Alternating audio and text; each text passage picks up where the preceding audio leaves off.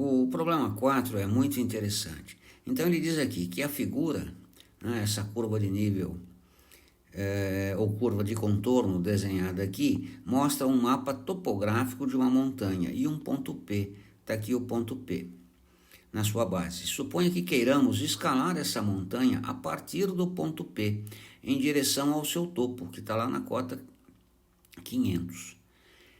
De tal forma que estejamos sempre subindo na direção da inclinação mais íngreme, ou seja, na inclinação máxima. Esboce a projeção desse caminho sobre um mapa de contorno. Isto é chamado de caminho da subida íngreme, né? E depois explique como é que você o fez. Então, entendido o problema, curvas de nível, né, e o topo da minha montanha. E aqui é o ponto P, meu ponto de partida. Uma coisa interessante de ser observada é que nesta região aqui, né, que separa a primeira linha da segunda linha, em todos esses pontos, a cota é a mesma. Eu estou no mesmo patamar. Não se esqueça disto. Quando eu passo desta linha para esta outra linha aqui, intermediária, eu estou em outro patamar, ou seja, na cota 100. E de forma análoga, a cada patamar que eu passo, né, eu subo a uma certa quantidade.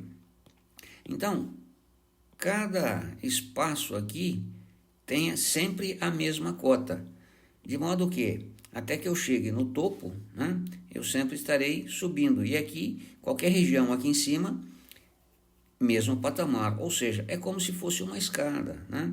Então, se eu tenho aqui uma escada, qualquer lugar que eu caminhe nessa escada, na direção dela para cá, eu estou na mesma altura, ou seja, eu estou nesse degrau.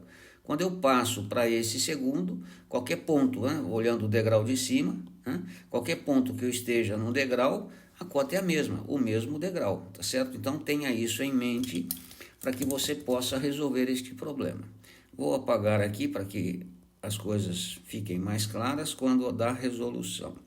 Então tá aqui. Então este é o problema. Entendido o problema, como determinar a inclinação máxima? Lembrando do gradiente. O gradiente é o vetor que indica a mim a taxa de máxima variação.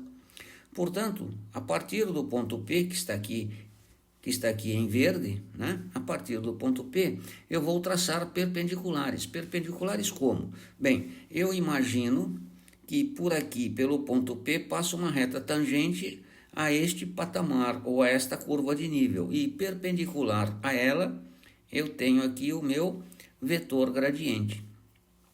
E de forma análoga, quando este vetor alcança o outro patamar, né, que é a cota 100 aqui, eu vou lá e traço outra perpendicular, imaginando que por aqui passe uma reta tangente. E assim sucessivamente, até que eu busco o topo. Então, eu entendo como sendo o topo, né, para a subida íngreme, em cada cota eu tenho que traçar uma perpendicular, que no caso é o vetor gradiente, a este ponto na cota. Né? E isto vai estabelecer a maior taxa de variação da minha função. Portanto, este será o caminho de subida mais íngreme da minha função, sempre traçando as perpendiculares aqui, tá certo? Então é desta forma que nós resolvemos e explicamos a função. Lembre-se que em cada ponto, né, de tangência aqui, eu tenho a perpendicular. Observe isto, tá certo? Que a perpendicular será dada pelo nabla da minha função. É isto. Problema interessante, conceitual, que nos mostra uma aplicação da ideia do vetor gradiente.